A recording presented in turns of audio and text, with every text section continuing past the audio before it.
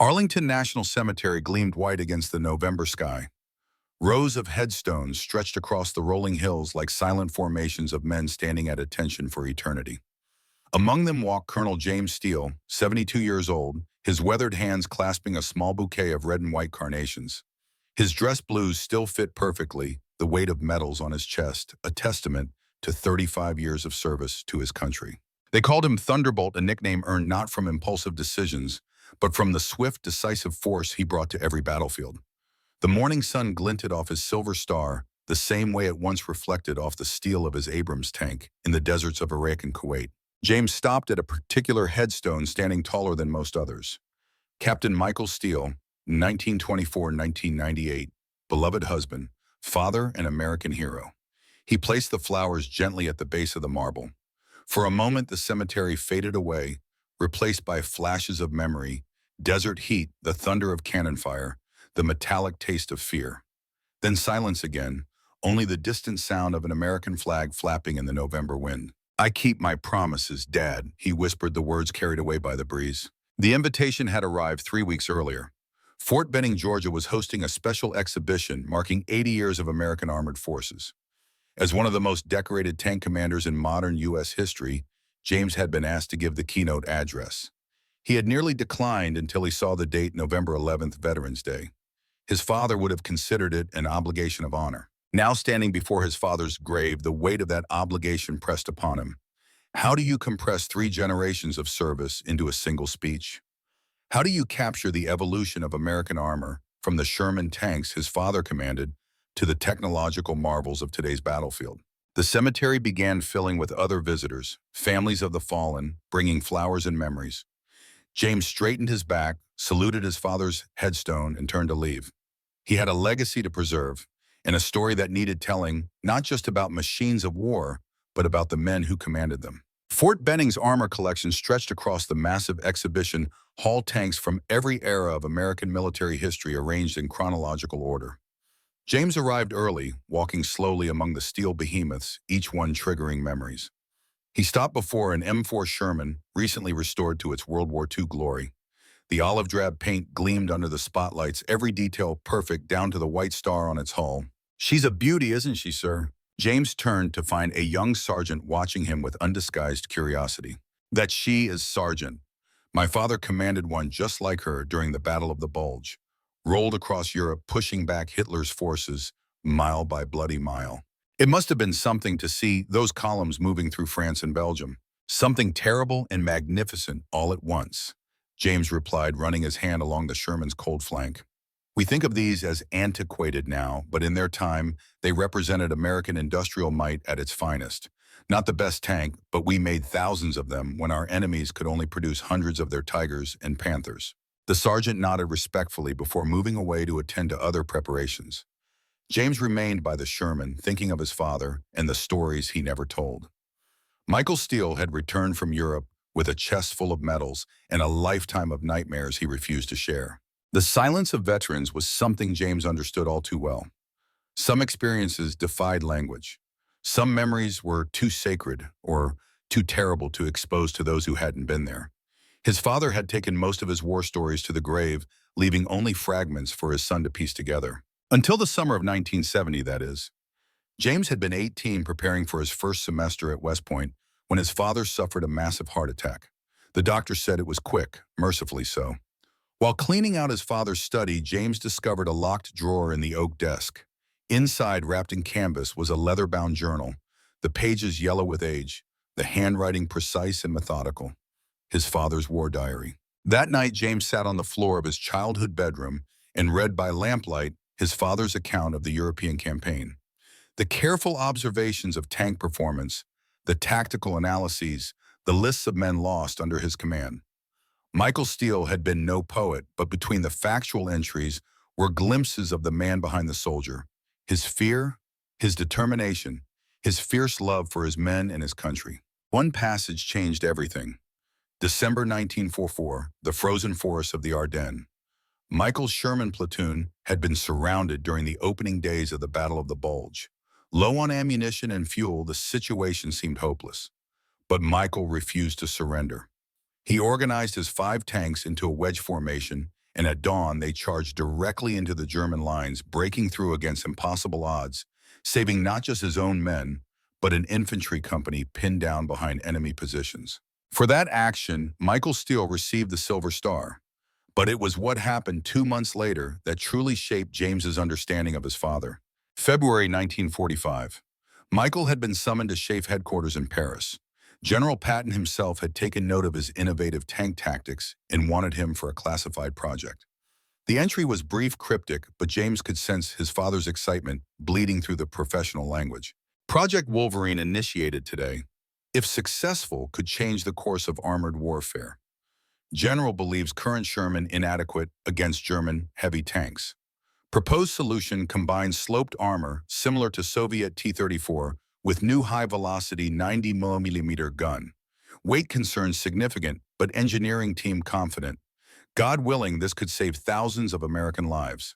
The next several entries detailed technical specifications and test results James could barely comprehend as a teenager. Diagrams, sketched in his father's steady hand, showed a Sherman unlike any James had ever seen in history books, with dramatically sloped frontal armor, a redesigned turret, and a long-barreled cannon that resembled later Cold War designs.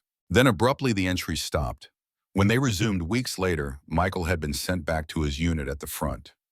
One line stood out, written with such force, the pen had nearly torn through the paper. Project canceled by Pentagon. Production concerns cited. Patton furious. We will continue to send our boys against Panthers and Tigers and tanks we know are inadequate. God forgive those making these decisions from the safety of Washington. That night changed the trajectory of James's life. He had already been accepted to West Point following family tradition, but now he had purpose beyond duty. He would become a tank officer like his father.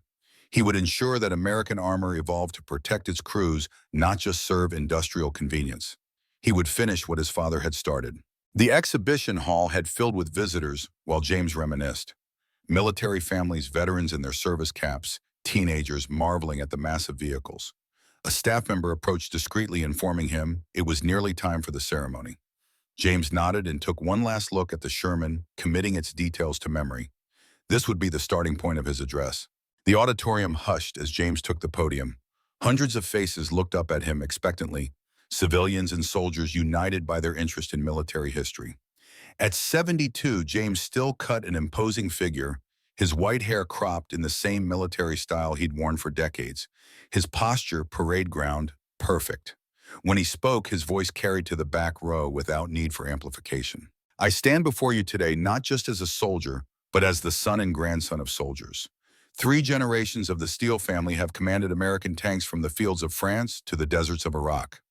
This is not merely military history to me, it is family history written in steel and blood. James gestured toward the exhibition hall beyond the auditorium doors. Many of you walked past the Sherman tank displayed in our collection today.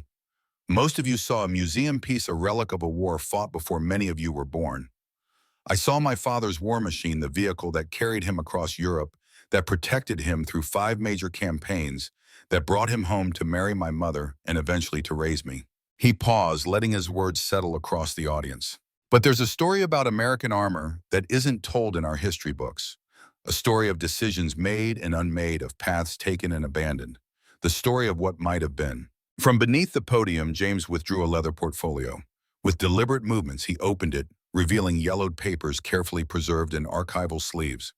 He removed one and held it up for the audience to see, a technical drawing of a tank unlike any Sherman they would recognize. This is Project Wolverine. In the winter of 1945, while our Sherman tanks struggled against superior German armor, a small team of engineers and combat-experienced officers gathered in Paris at General Patton's request. Their mission to design a tank that could match or exceed German capabilities using existing Sherman components when possible to simplify production. My father, Captain Michael Steele, was among them, having distinguished himself during the Battle of the Bulge. He set the drawing on a display easel beside the podium. Note the sloped armor, similar to the Soviet T-34, but with American engineering principles. The redesigned turret accommodating the experimental medium-millimeter high-velocity gun. Improved suspension to handle the additional weight. On paper, this vehicle could have changed the course of armored warfare in Europe, potentially saving thousands of American lives. James looked out at the audience, their attention completely captured. But it never saw production. Pentagon officials concerned about disrupting the existing Sherman manufacturing lines canceled the project in March 1945. Quantity over quality, expediency over excellence.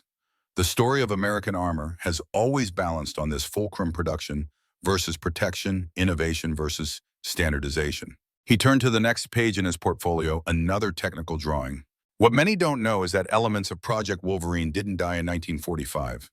They resurfaced in later designs even as my father returned to civilian life, never speaking of his contribution.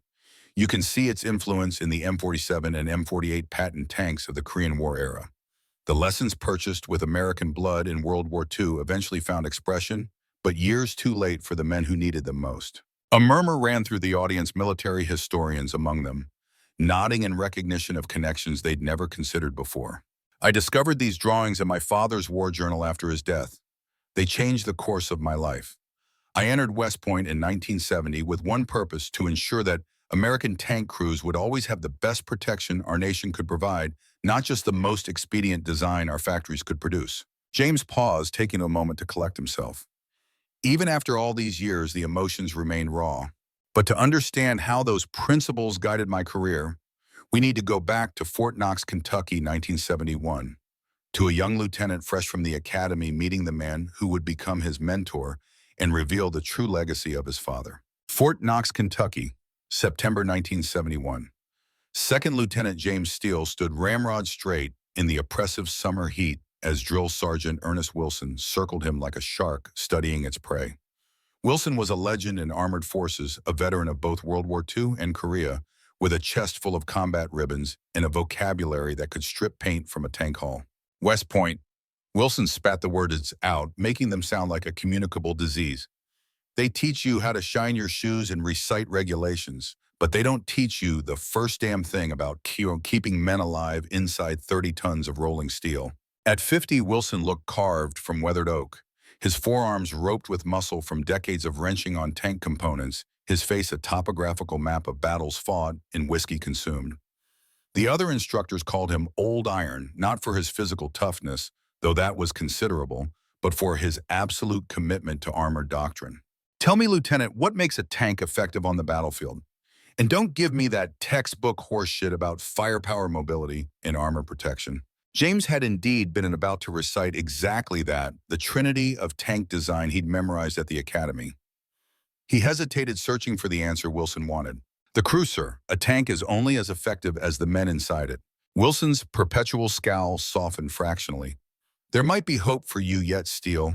Tanks are steel, but the heart inside has to be iron. Remember that. It was the beginning of an education no military academy could provide. While other instructors focused on regulations and procedures, Wilson taught the dark arts of survival. How to identify terrain that might hide anti-tank teams. How to maximize protection by positioning your vehicle at precise angles to incoming fire. How to maintain crew discipline when the world outside was exploding. Wilson had a saying for everything delivered in his graveled Kentucky drawl. Textbooks are written by men who study war. I'm teaching you lessons written by men who survived it.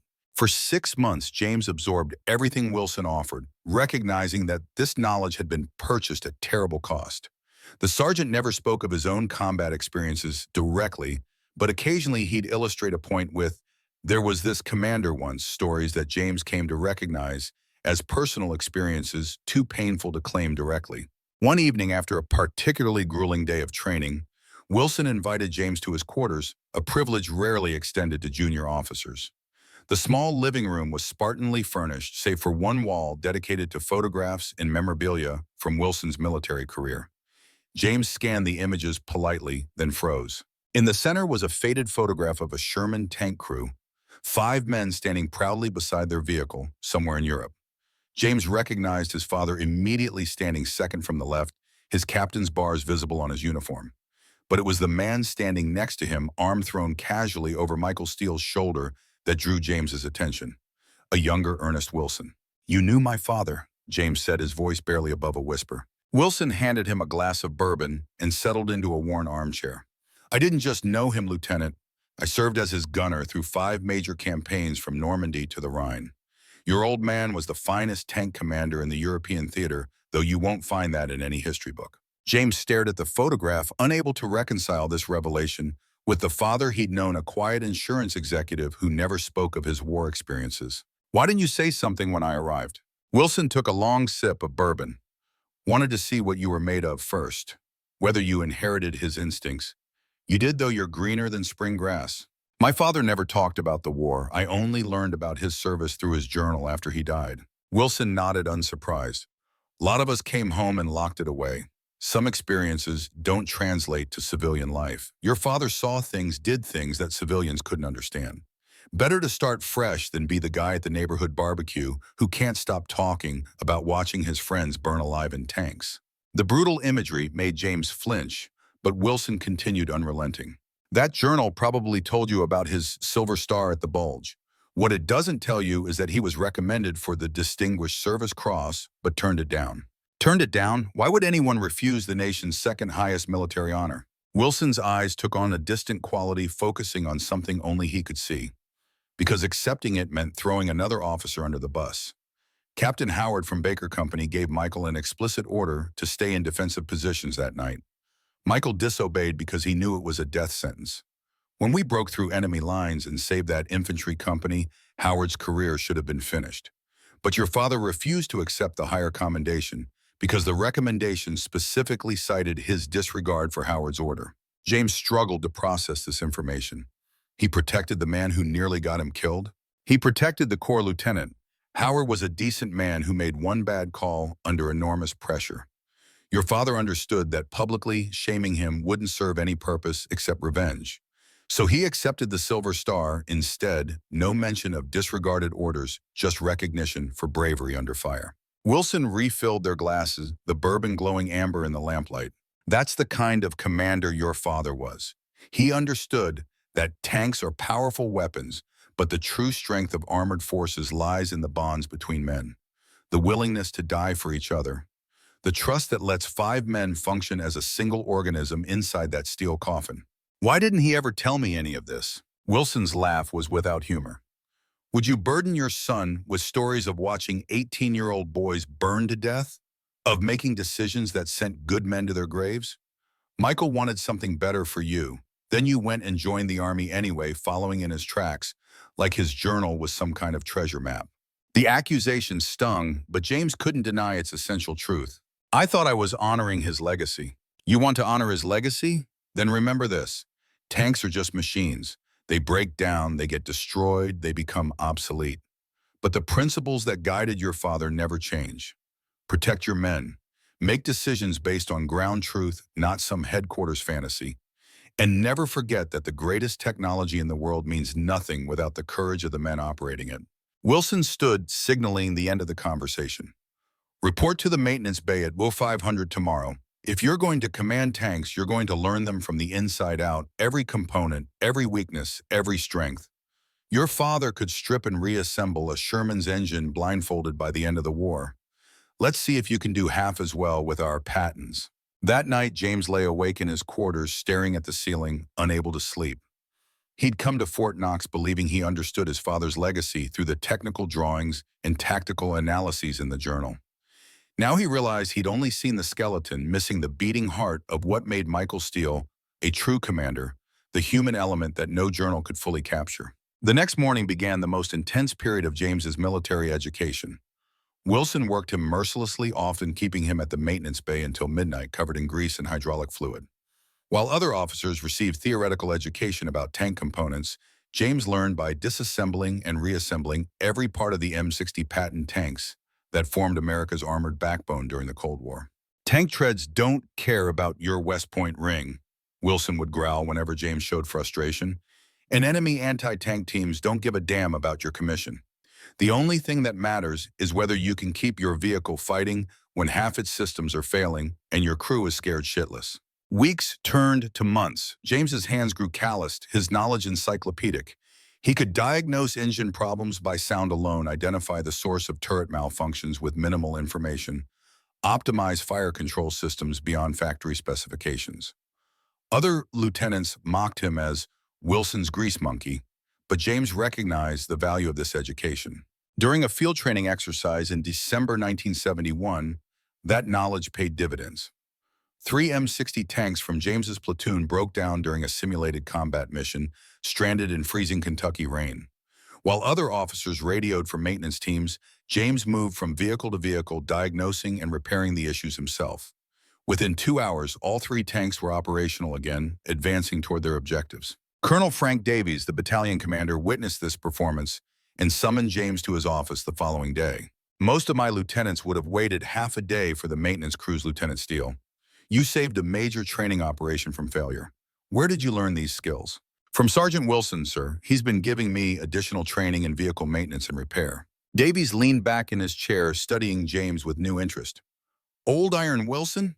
The meanest son of a bitch in the armor school? He doesn't waste time on lieutenants. What makes you special? James hesitated, then decided on honesty. He served with my father in Europe, sir. I believe he feels an obligation. Recognition dawned on the colonel's face. Michael Steele was your father? The Sherman commander from the Bulge? Yes, sir. Davies opened a drawer and withdrew a flask, taking a quick sip before offering it to James, who politely declined.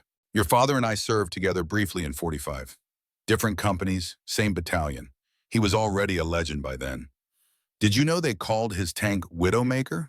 Not because his crew suffered casualties, but because of how many German tanks they destroyed. James shook his head. This was yet another piece of his father's history previously unknown to him. There was talk after the war that he was involved in some classified tank development project, something that never saw production. Do you know anything about that? James thought of the technical drawings currently locked in his footlocker. Only rumors, sir. Davies seemed to accept this, watching James with shrewd eyes. Wilson's taking a special interest in you for a reason, Lieutenant. I won't interfere with that, but I want you to understand something. The Army is changing. Vietnam is winding down. The future of armored warfare is shifting. We're developing new doctrine, new technologies.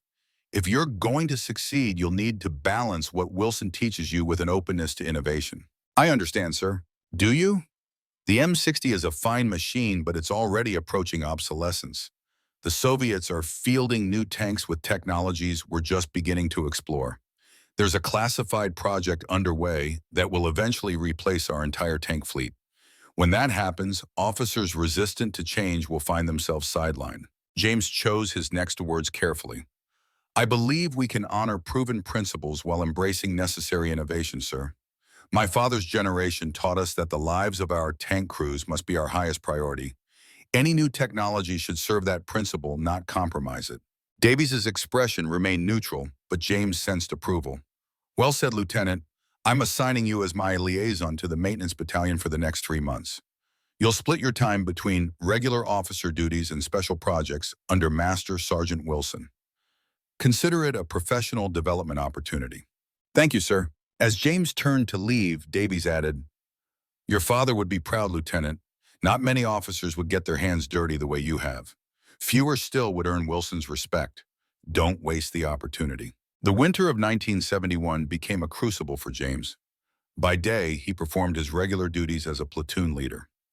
Evenings and weekends were spent in the maintenance bays, with Wilson learning not just how to repair tanks, but how to modify them, improving their performance beyond factory specifications. The book says this engine governor is set correctly, Wilson explained one night deep inside an M60's engine compartment. The book is wrong. Adjust it like this, and you'll get better acceleration without damaging the transmission. Might save your life someday when you need to back out of a kill zone in a hurry. These unofficial modifications were technically against regulations, but widely practiced by experienced tank units. Wilson called it combat tuning, the art of optimizing a vehicle based on battlefield experience rather than engineering theory. Engineers designed tanks and air-conditioned offices based on mathematical models, he told James. We improve them based on what keeps men alive in combat. Never forget the difference. By spring 1972, James had earned a reputation throughout Fort Knox. Senior NCOs who initially viewed him with suspicion now sought his input on maintenance issues. Fellow officers who once mocked him began asking for advice. Even Colonel Davies frequently consulted him on technical matters related to the battalion's readiness. In April, Wilson announced he was retiring after 30 years of service. The night before his retirement ceremony, he invited James to his quarters one final time. Got something for you, Lieutenant, he said, handing James a small wooden box. Inside was a brass compass, weathered by age, and used the glass face scratched but still functional. This belonged to your father. He carried it through Europe mounted in his Sherman. When the war ended, he gave it to me, said I'd need it more than him going back to civilian life. Now I'm giving it to you. James held the compass reverently, running his thumb over the scratched glass. I can't accept this. It was his gift to you. Wilson's expression softened, rare vulnerability showing through his gruff exterior. I'm not going to need it anymore, Lieutenant. My war days are done. You're just starting yours. Besides, Michael would want you to have it. Something to help you find your way when the path isn't clear. James carefully returned the compass to its box. Thank you, Sergeant, for this and for everything you've taught me. Wilson nodded, uncomfortable with the sentiment. One more thing before you go. There's a major stationed at the Pentagon, Thomas Harrington. He was a junior officer on Project Wolverine with your father, still active but nearing retirement. If you want to know more about what your father was working on, seek him out. Tell him Ernest Wilson sent you. I will. Wilson extended his hand. When James took it, the older man pulled him into a rough embrace. Your old man saved my life 3 times in Europe. Taught me everything worth knowing about leadership. I see him in you sometimes, the way you think around problems instead of through them. He'd be proud of the officer you're becoming. Coming from Wilson, this was the highest praise imaginable. James struggled to find adequate words, settling finally on simple gratitude. Thank you for sharing him with me. I never really knew him, not the soldier part. Few sons ever know their fathers completely, Wilson replied, releasing him. But you've honored his memory by choosing this path. Now forge your own legacy. The Army's changing, Lieutenant. New threats, new technologies, new doctrine. Your father's generation faced the Wehrmacht. Your generation will face the Soviet war machine. Different enemy, same principles. The next day at Wilson's retirement ceremony, James watched his mentor receive his final honors, 30 years of service, condensed into a few minutes of speeches and a handshake from the base commander. As Wilson saluted the flag one final time, James felt a chapter closing. His apprenticeship was complete. The real test of his abilities still lay ahead. 2 weeks later, orders arrived deploying James to West Germany, the front line of the Cold War. As America's involvement in Vietnam wound down, the strategic focus was returning to Europe and the massive Soviet forces arrayed against NATO. James would join the 3rd Armored Division, nicknamed Spearhead, patrolling the Fulda Gap, the most likely invasion route for Soviet tanks if war erupted. Before departing, James took a weekend pass and flew to Washington, D.C. Following Wilson's advice, he had contacted Major Thomas Harrington, now assigned to the Pentagon's Advanced Weapons Development Division. Harrington agreed to meet him at the Army-Navy Club, a discreet venue where officers could speak freely away from official channels. Harrington was in his 50s, his hair silver at the temples, his uniform immaculate. He greeted James with cordial professionalism, escorting him to a private corner of the club's bar. Ernest Wilson says, "You're interested in ancient history, Lieutenant," Harrington began after they had ordered drinks, specifically Project Wolverine. Yes, sir. My father was Captain Michael Steele. He was part of the development team in Paris in 1945. Recognition flashed in Harrington's eyes. Michael Steele, extraordinary officer, one of the few tank commanders who truly understood the engineering challenges we faced. His combat experience was invaluable to our design process. I have his journal and some technical drawings, James said, but they don't tell the complete story of what happened to the project. Harrington glanced around, ensuring no one was within earshot. What happened, Lieutenant, is politics, pure and simple. Project Wolverine represented a fundamental shift in American tank design philosophy.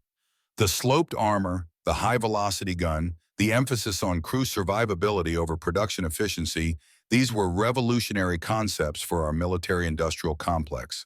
But why cancel it when it could have saved American lives? Harrington's laugh was bitter, because by March 1945, the outcome of the war was no longer in doubt.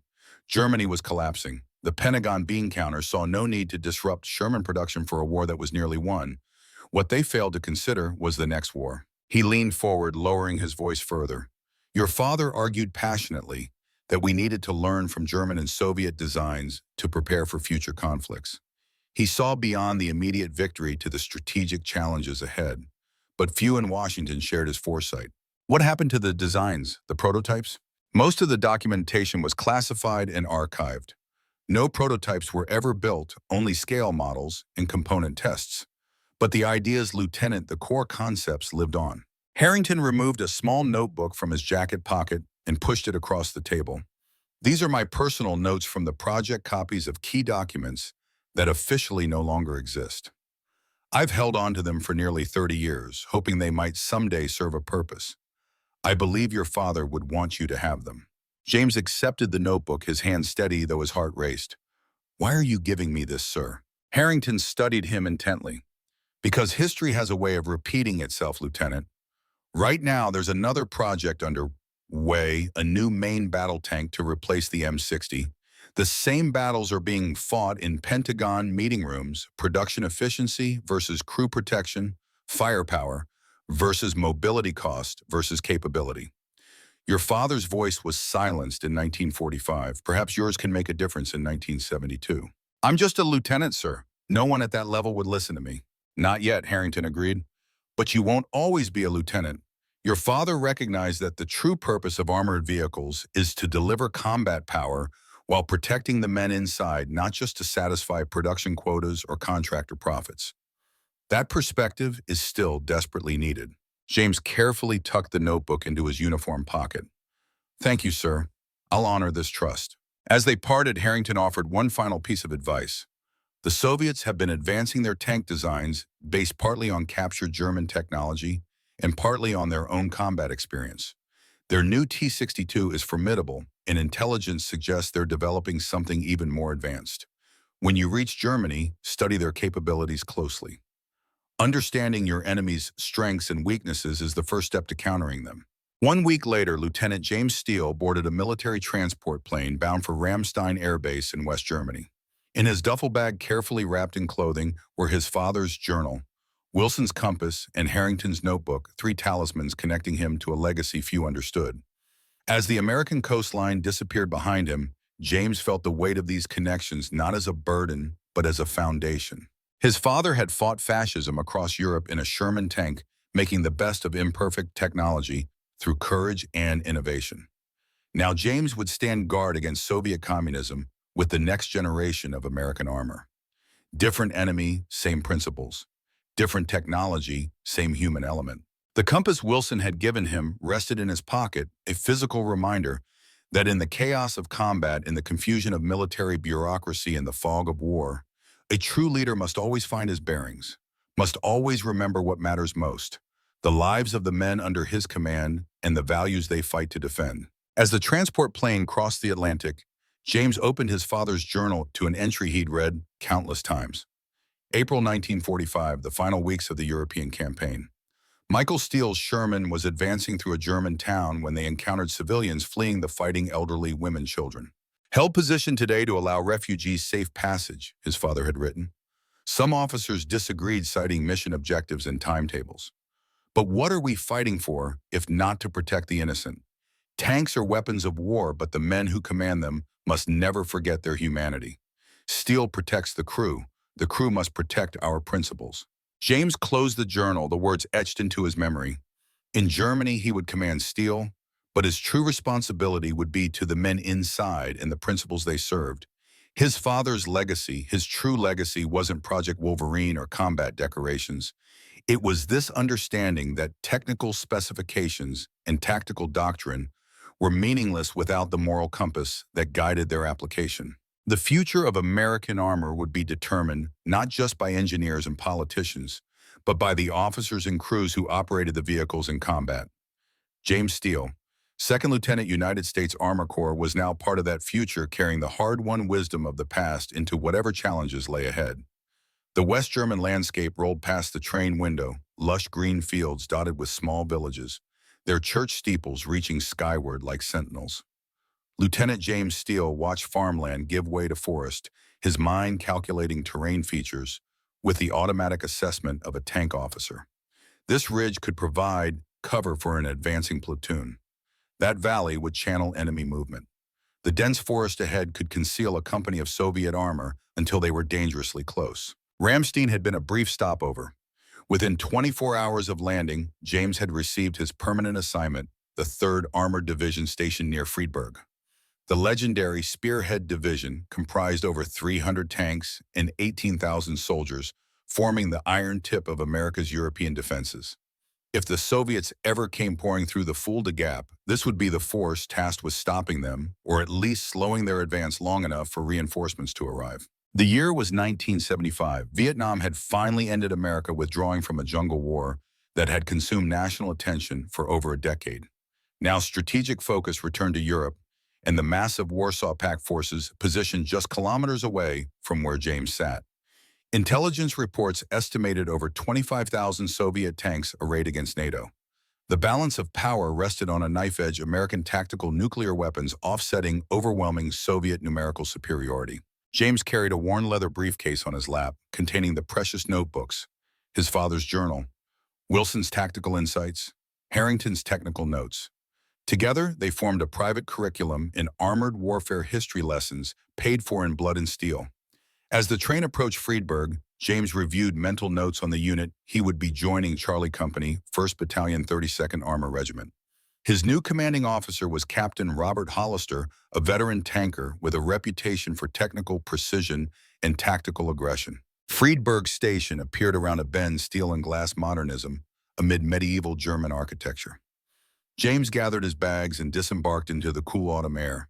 A jeep waited at the station entrance, a corporal standing beside it saluting as James approached. "Lieutenant Steele, Corporal Jenkins, sir. Captain Hollister sent me to transport you to base." The drive to the caserne took 20 minutes through narrow German streets, then out into countryside again. Jenkins kept up polite conversation, pointing out local landmarks and offering bits of unofficial orientation. "The Germans are mostly friendly, sir, especially in the gas houses. Just don't mention the war, and you'll get along fine.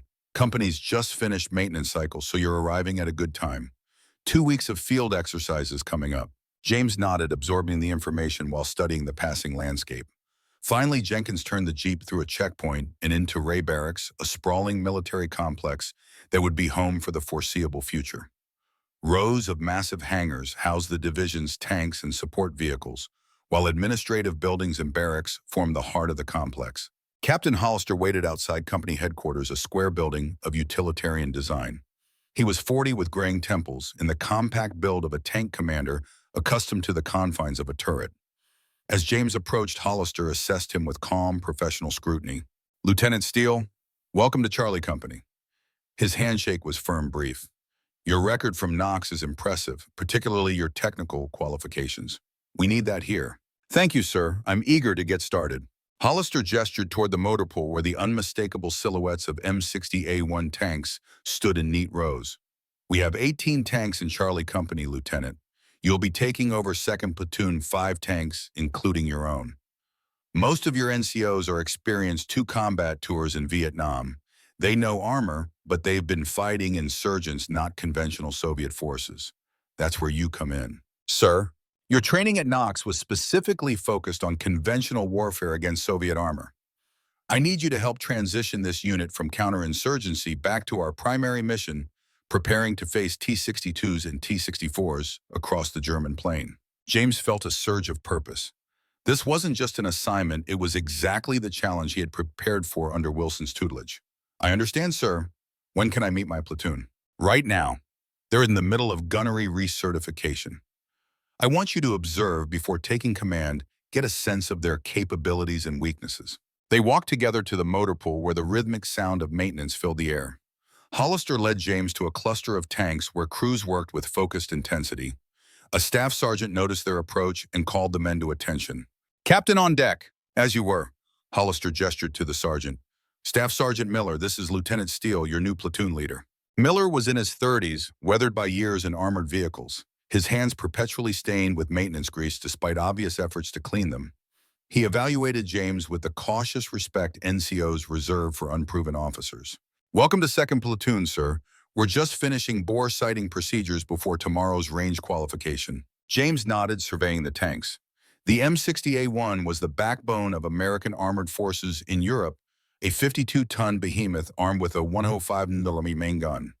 Not cutting edge, but reliable and powerful enough to handle most Soviet tanks they might encounter, except perhaps the newest models.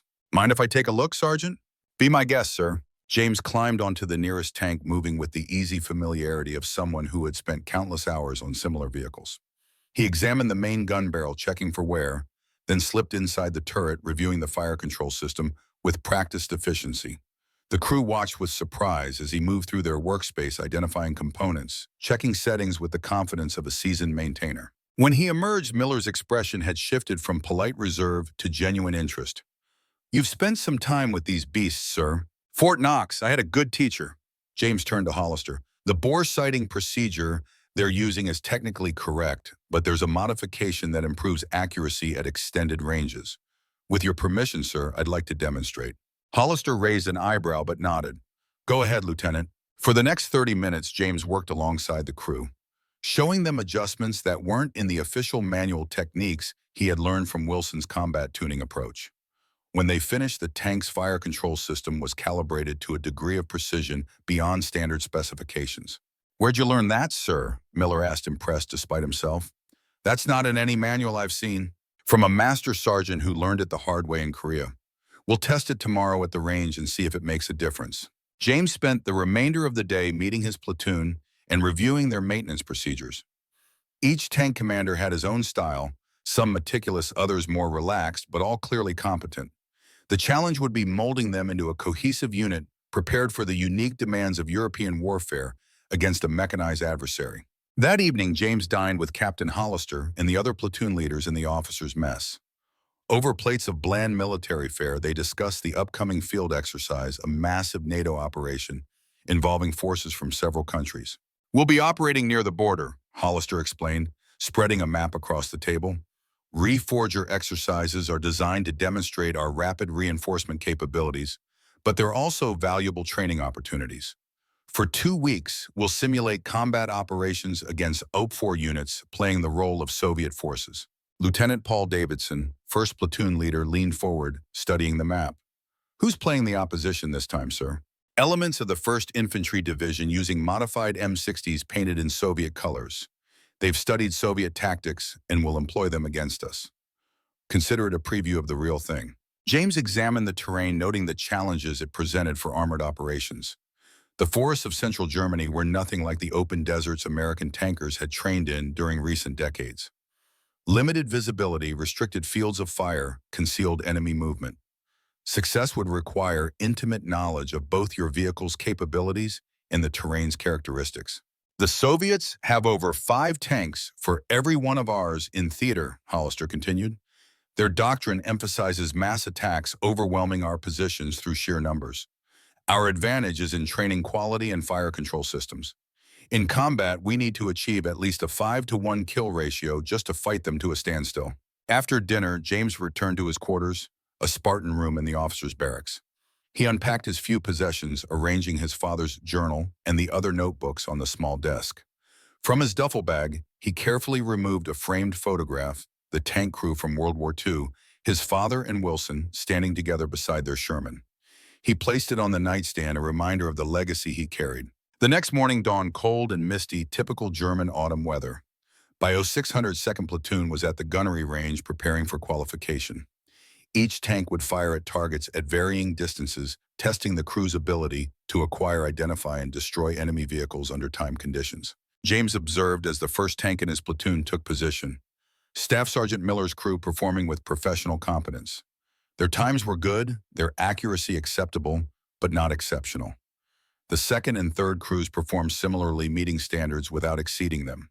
When it came a time for the 4th tank, the one James had personally calibrated, the difference was immediately apparent. Their first round struck dead center on a target at 1,800 meters. The second round did the same at 2,100 meters. By the end of their qualification run, they had set a new company record for accuracy and time. Captain Hollister stood beside James, watching through binoculars. "Impressive, Lieutenant. If all your tanks performed at that level, we'd have the most lethal platoon in NATO." "With your permission, sir, I'd like to apply those modifications to all platoon vehicles. It requires additional maintenance hours, but the combat effectiveness improvement justifies the investment." Hollister studied him appraisingly. "You're not what I expected, Steele. Academy officers usually come to us quoting regulations and doctrine. You're bringing practical improvements from day one. Make it happen, but document everything. I want these modifications standardized throughout the company if they prove consistent." Over the following week, James worked directly with each crew, teaching them the maintenance techniques Wilson had drilled into him at Knox. Some of the older NCOs were initially resistant to changing procedures, that had served them adequately for years. But when they saw the gunnery results, resistance transformed into enthusiasm. Staff Sergeant Miller became James's strongest ally, helping translate the lieutenant's technical knowledge into language the crews could readily embrace. Together, they fostered a culture of excellence where standard specifications became merely the starting point rather than the goal. 2 days before the Reforger exercise, 2nd Platoon gathered in the maintenance bay for final preparations. James moved from tank to tank, checking critical systems, ensuring his crews had applied the modifications correctly. At the 4th tank, he noticed a young specialist struggling with an engine component. Problem specialist? The soldier straightened, embarrassed to be caught by his platoon leader. Fuel injection system, sir. The pressure regulator keeps slipping out of calibration. Maintenance says it's within specs, but it's running rough. James knelt beside the engine compartment, examining the system. They're right, it's technically within specs, but that doesn't mean it's optimal. He made a minor adjustment using a technique not found in any manual. Try it now. The specialist started the engine, which purred with renewed smoothness. How'd you do that, sir? Sometimes the book gets you close, but experience gets you there. That adjustment came from a sergeant who kept tanks running during the Battle of the Bulge when spare parts were nowhere to be found. Word of these incidents spread throughout the company. Within weeks, James had earned a nickname, the Mechanic, a term of respect from enlisted men who valued practical knowledge over rank. Captain Hollister allowed this unusual dynamic, recognizing that it strengthened rather than undermined the unit's discipline and combat readiness. Reforger began on a rainy October morning, the landscape shrouded in mist. Charlie Company moved out as part of a larger battalion formation, 54 tanks, advancing in tactical formation toward their first objective. James stood in the commander's hatch of his M60A1, the cold wind whipping at his face as he scanned the terrain ahead through binoculars. Driver, hold at the tree line, he ordered over the intercom. Gunner, scan the ridge at 2 o'clock, looking for any movement or heat signatures. The first 3 days of the exercise proceeded smoothly, Charlie Company achieving its objectives with minimal, simulated casualties. James's platoon performed exceptionally well, their enhanced gunnery capabilities, allowing them to engage targets at ranges that surprised even the exercise controllers. On the 4th day, everything changed. Battalion received intelligence that a large OPFOR element had penetrated their flank, threatening the brigade supply lines. Charlie Company was ordered to intercept and delay this force, while the remainder of the battalion protected headquarters elements. Captain Hollister gathered his platoon leaders for a hasty briefing beside his command tank, rain dripping from their helmet covers. Intelligence reports at least a company of enemy armor moving through this valley. He pointed to the map protected by a clear plastic cover. Their likely objective is the brigade fuel depot here. We need to set up blocking positions along these ridge lines, catch them in a crossfire as they move through the valley. The terrain was challenging, heavily wooded, with limited fields of fire. Success would depend on precise positioning and fire discipline. Hollister assigned James's 2nd platoon to the most critical position, a wooded height overlooking a narrow pass where the enemy would be most vulnerable. They'll be coming from the east, Lieutenant, Hollister explained. Use the terrain to mask your position until they're fully committed to the valley. We need to simulate destruction of at least 60% of their force before they break through. Understood, sir. James returned to his platoon and outlined their mission. Using the terrain model he had created from his map, he showed each tank commander their exact positioning, ensuring interlocking fields of fire that would catch the OPFOR in a deadly crossfire. Remember, they're using modified M60s to simulate T-62s. The exercise controllers have limited their engagement range to match Soviet capabilities. We have the advantage in sensors and fire control, but they'll have numbers. Questions? Staff Sergeant Miller raised a hand. Rules of engagement, sir? Standard exercise protocols. Miles gear will register hits and determine casualties. If your tank is killed, you display the red flag and remain in position until the exercise controller clears you to move. The platoon moved out, reaching their ambush positions by mid-afternoon. James ordered his tanks into hull-down positions, using the natural contours of the ridge to conceal their presence while maintaining clear firing lanes. Then they waited. Hours passed. The rain intensified, reducing visibility. Inside the tank, the crew maintained vigilance, gunner scanning with thermal sights loader ready beside the main gun. Despite the cramped, uncomfortable conditions, discipline never wavered. Contact! The gunner's voice broke the monotony. Multiple heat signatures entering the valley eastern approach. Count as 15 No. 17 vehicles in column formation. James raised his binoculars, confirming the sighting. The OPFOR column was advancing confidently down the center of the valley, apparently unaware of the trap awaiting them. He keyed his radio. "All Cobra elements, this is Cobra 6. Enemy column entering the kill zone, 17 vehicles. Hold fire until my command." Acknowledgements came back in terse professional responses. James watched the enemy advance measuring distance, allowing them to move deeper into the valley where escape would be impossible. "All Cobra elements, weapons free. Fire at will." The ridgeline erupted as 5 tanks fired almost simultaneously. In a real engagement, the valley would have filled with smoke and flame. The exercise controller's whistles blew signaling hits as the Miles gear registered successful engagements. The OPFOR column scattered seeking cover, but the carefully planned crossfire left few safe options. Within minutes, 7 enemy vehicles displayed red flags indicating catastrophic kills. The remainder returned fire, searching for the well-concealed American positions. One of James's tanks took a simulated hit, the crew dutifully raising their red flag. The engagement continued for 20 minutes, a complex dance of advance and retreat, fire and maneuver. When it ended, 11 offer vehicles had been declared destroyed against 3 losses from Charlie Company, 2 from other platoons, and 1 from James's unit.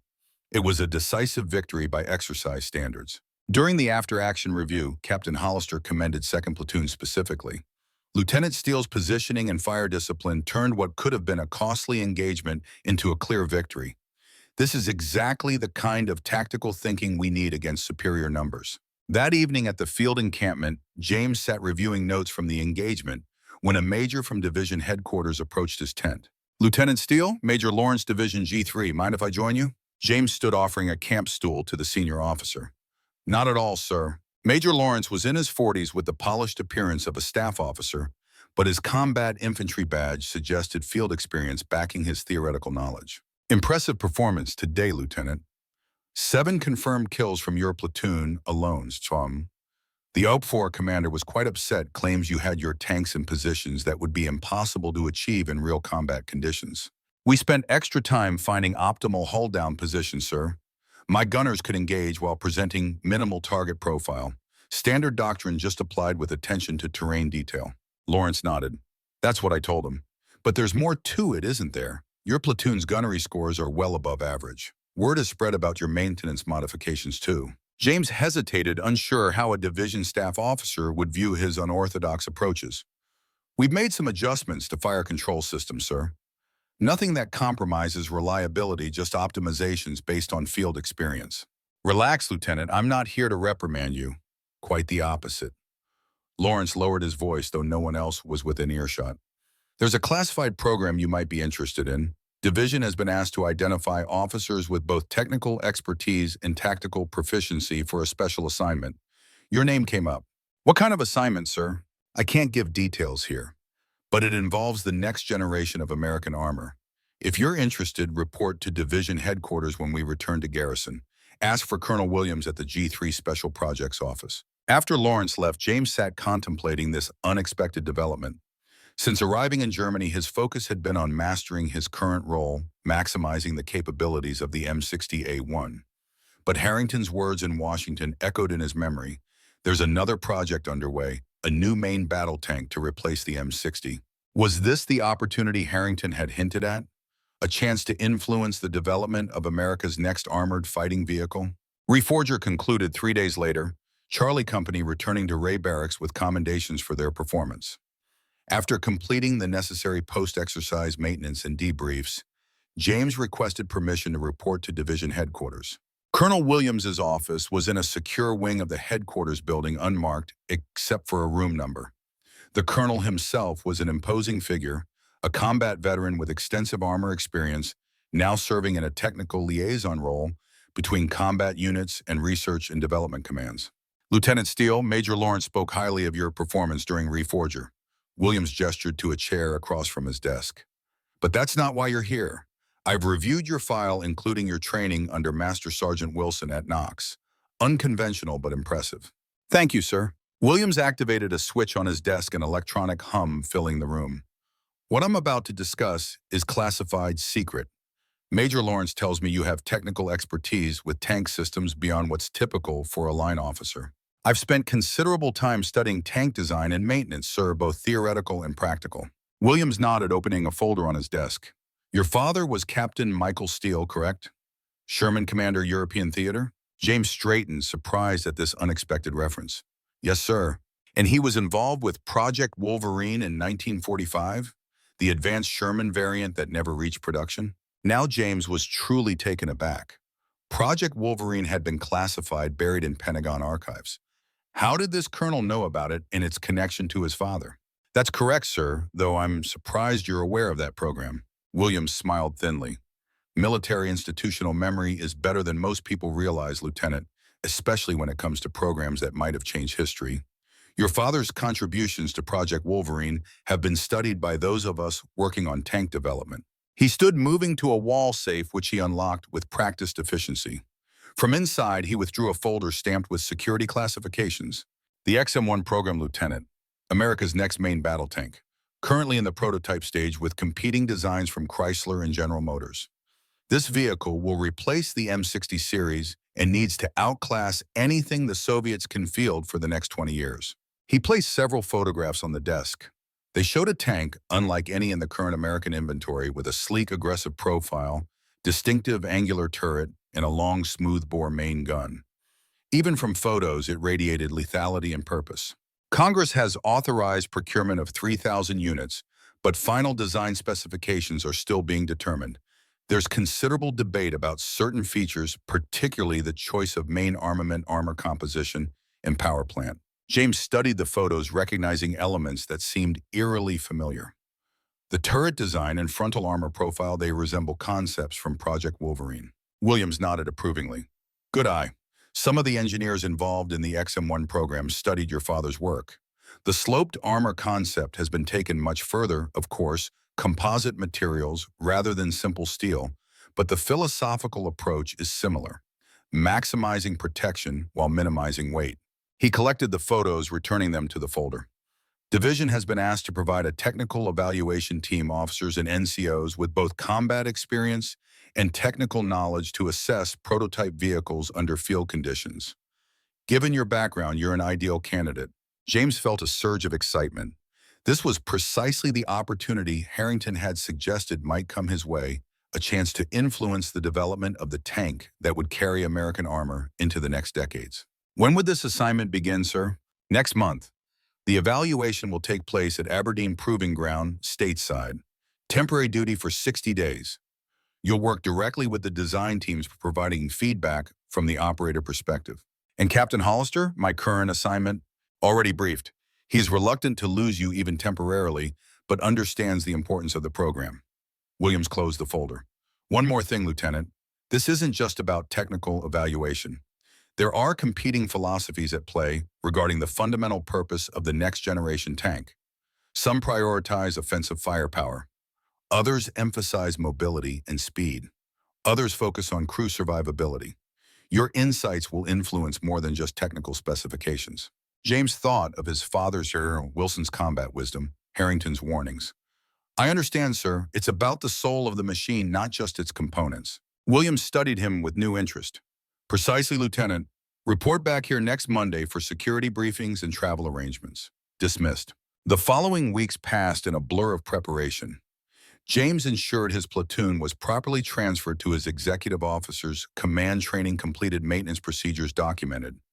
He spent evenings reviewing everything he could find about modern tank design, particularly the latest Soviet developments. Intelligence reports indicated the Soviets were developing a new generation of tanks, the T-72 and rumored T-80, incorporating lessons from the 1973 Arab-Israeli War. American designers would need to anticipate these threats, creating a vehicle capable of dominating battlefields well into the 1990s. Before departing for Aberdeen, James visited the maintenance bay one last time. Staff Sergeant Miller was supervising evening maintenance, his platoon's tanks aligned in perfect formation. Getting your tanks in order, Sergeant? Miller straightened. Yes, sir. Lieutenant Davis has big shoes to fill. Wanted to make sure everything was perfect for the transition. James nodded appreciatively. You've built something special with this platoon, Miller. The best tank crews in Europe, by my estimation. Because of your leadership, sir. You showed us what these machines can really do when properly maintained and operated. They walked together along the row of tanks, Miller pointing out recent modifications and improvements. Finally, he stopped, turning to face James directly. Permission to speak freely, sir? Always, Sergeant. Word is you're heading to some classified tank development project. If that's true, remember us the guys who actually have to fight in these machines. Engineers designed for perfect conditions. We need tanks that work when everything goes to hell. James smiled. That's exactly why I'm going, Sergeant. To make sure the next generation tank serves its crews as well as they serve their country. The flight to Aberdeen took James back to American soil for the first time in months.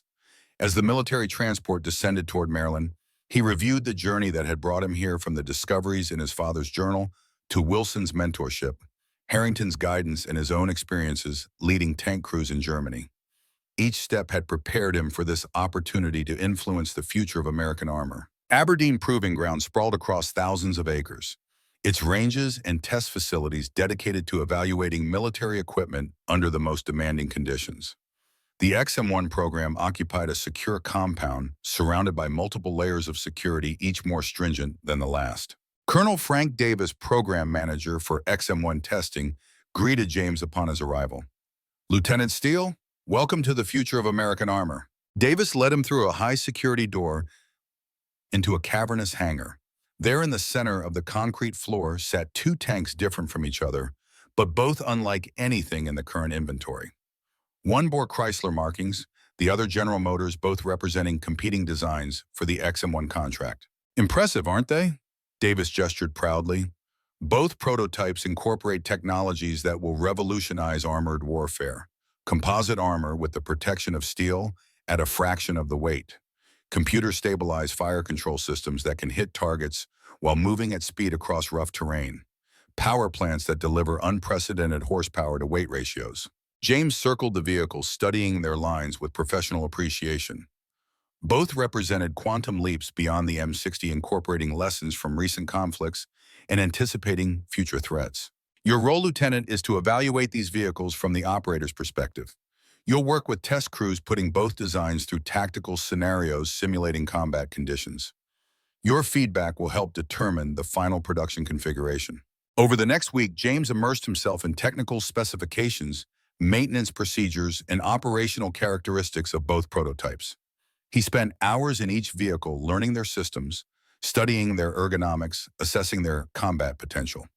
Each represented a different philosophy of tank design, the Chrysler model emphasizing protection and firepower, the General Motors variant focusing on mobility and mechanical reliability. The evaluation team consisted of 12 officers and NCOs from various commands, each bringing unique perspectives. Some had Vietnam experience, others European deployment backgrounds, a few specialized in desert operations. Together, they would subject the prototypes to every conceivable combat scenario, from direct fire engagements to tactical movement, nuclear, biological, and chemical conditions, adverse weather night operations. During the second week, James was paired with Staff Sergeant Frank Wilson, a veteran tank commander from 1st Armored Division. They were assigned to the Chrysler prototype for 3 days of tactical evaluation on the Northern Test Range. "What do you think, Lieutenant?" Wilson asked as they performed pre-flight checks on the prototype. "Better than our M60s?" "In almost every way, Sergeant. The fire control system alone is revolutionary. In tests yesterday, we were hitting targets at 2,500 meters while moving at 20 miles per hour. Try that in an M60. Wilson nodded appreciatively. "Armor protection's impressive too. Word is this composite sandwich can stop anything the Soviets currently field." The test range had been configured to simulate European terrain, with rolling hills, wooded areas, and small villages constructed from plywood and concrete. Target arrays represented Soviet armor formations, with realistic thermal signatures for the prototype's advanced sites. James commanded the tank, with Wilson serving as gunner. From the moment they began operations, the prototype's capabilities impressed even the skeptical sergeant. Targets that would have challenged an M60 crew were dispatched with casual ease, the advanced fire control system compensating for factors that would have required complex manual calculations in earlier tanks. "This thing's a game changer, sir," Wilson commented after they completed the third scenario. "If we'd had this in Germany, we could take on 3 times our number in T-62s." James agreed, but something nagged at him, a concern he couldn't immediately articulate. That evening, reviewing performance data in the test facility, he began identifying the issue. The prototype's technical capabilities were undeniable, but certain design elements prioritized offensive performance over crew protection. The ammunition storage configuration particularly troubled him, with main gun rounds stored in the turret alongside the crew, a potentially catastrophic arrangement if the tank were penetrated. He drafted a detailed report highlighting these concerns, comparing the design unfavorably to captured intelligence on Soviet tanks, which separated crew compartments from ammunition with armored bulkheads. James cited his father's Project Wolverine notes, which had emphasized crew survivability even at the expense of other performance metrics. The next morning, he submitted his report directly to Colonel Davis, who skimmed it with increasing consternation. "This is quite critical, Lieutenant. The ammunition storage configuration meets all current safety standards." "Current standards aren't adequate, sir, not against the threats we'll face from new Soviet anti-tank weapons. If the turret is penetrated, the entire crew is at risk of immediate catastrophic kill. I've included alternative configurations that would require minimal redesign." Davis frowned. "These modifications would reduce ready ammunition capacity by 15% and add complexity to the autoloader system.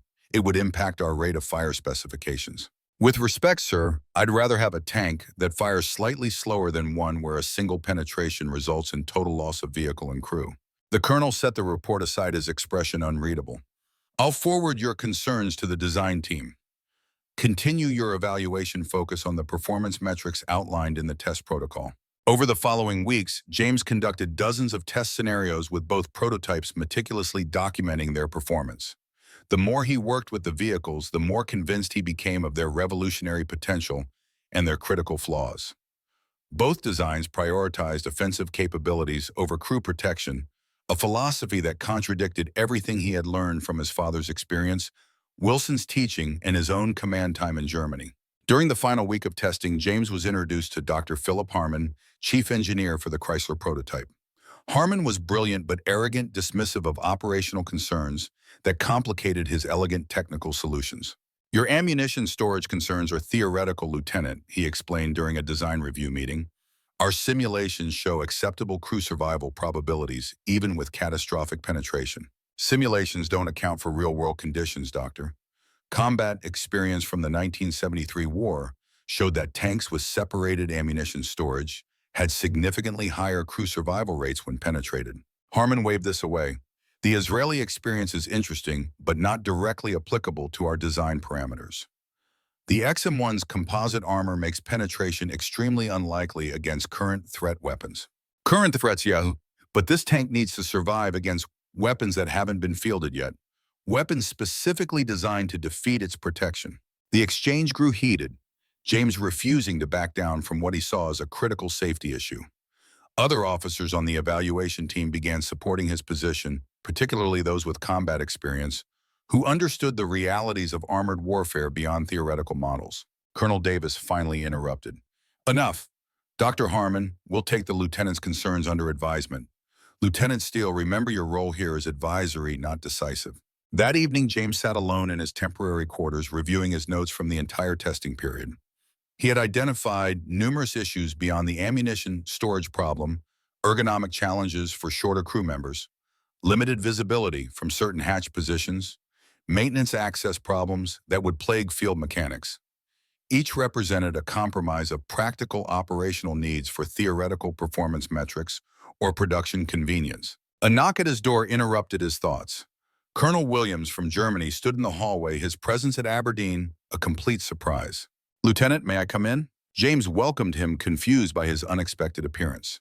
"Colonel Williams, sir, I didn't know you were involved with the Aberdeen tests." Williams closed the door behind him. "I'm not officially. I'm here because your reports have caused quite a stir among the program management.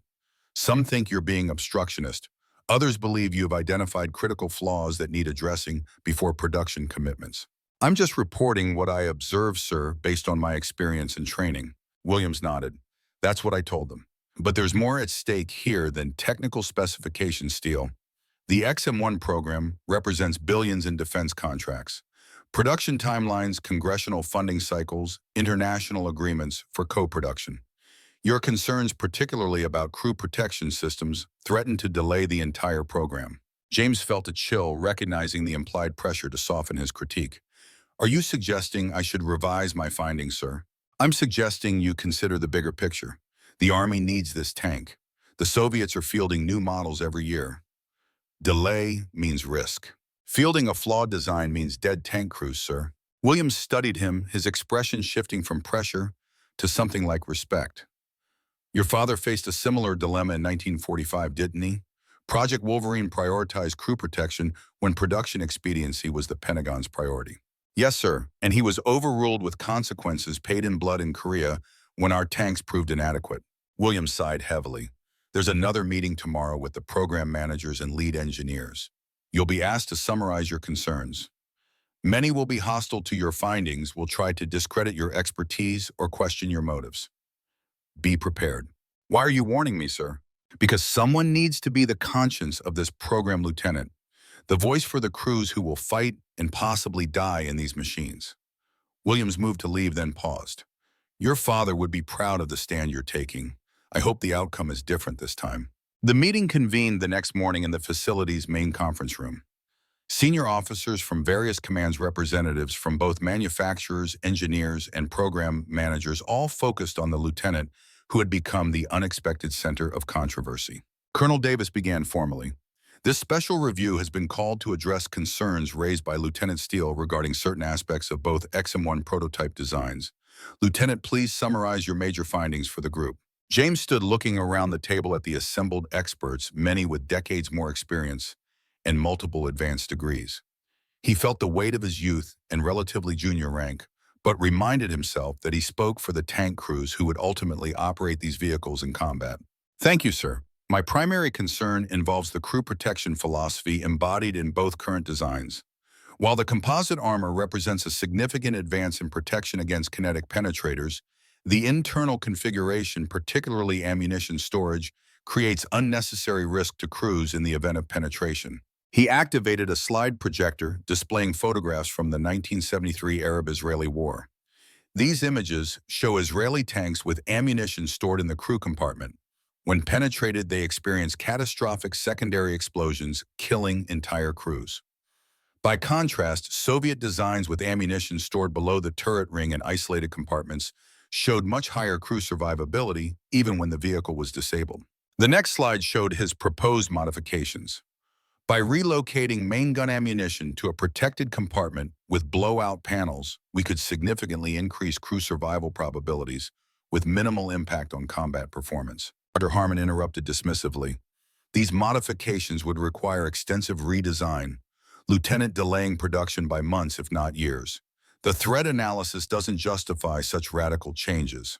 With respect, Doctor, the threat isn't just current Soviet anti-tank weapons, but future ones specifically designed to counter our new armor. We need to anticipate threats 15 to 20 years ahead. General Phillips from the Armor Center leaned forward. The lieutenant raises valid concerns. Similar issues were identified in our independent analysis, but were considered acceptable trade-offs given production timelines. Acceptable to whom, sir? James asked boldly. To the program managers or to the tank crews who will fight in these vehicles? A murmur ran through the room at this direct challenge as senior authority. Colonel Davis frowned, but General Phillips actually smiled. A fair question, Lieutenant. Perhaps we've become too focused on performance metrics and production schedules at the expense of the human element. The meeting continued for hours, James defending his positions with technical precision and passionate conviction. To his surprise, several senior officers began supporting his recommendations, particularly regarding ammunition storage and other crew protection features. The tide of opinion was shifting. By late afternoon, a consensus emerged. The ammunition storage configuration would be redesigned with protected compartments and blowout panels. Other crew protection features would be enhanced even at the cost of slight weight increases and production delays. James's most critical safety concerns had been addressed. As the meeting concluded, General Phillips approached him. That took courage, Lieutenant, standing your ground against that much rank and expertise. Thank you, sir. I was just trying to do what's right for the crews who will operate these tanks. Phillips nodded. I knew your father, you know. Not well, but our paths crossed in Europe. He had the same stubborn commitment to his men above all else. The Army needs officers who remember that our technology serves our soldiers, not the other way around. The following day, James received orders returning him to his unit in Germany. His role in the XM1 evaluation complete. As he packed his quarters, Colonel Davis arrived to deliver a final assessment. Your contribution to the program has been significant, Lieutenant, though your methods were unorthodox. The redesign elements you championed will delay initial production, but the resulting vehicle will be superior, particularly in crew protection. Thank you, sir. That is what matters most. Davis handed him an envelope. These are your new orders, Lieutenant. Division has requested your transfer to Headquarters Company Technical Liaison Office. Apparently, your expertise is needed for NATO standardization efforts. James accepted the orders with mixed emotions. The liaison position would take him away from direct command of tanks and crews, but would place him in position to influence wider armor doctrine and technical development.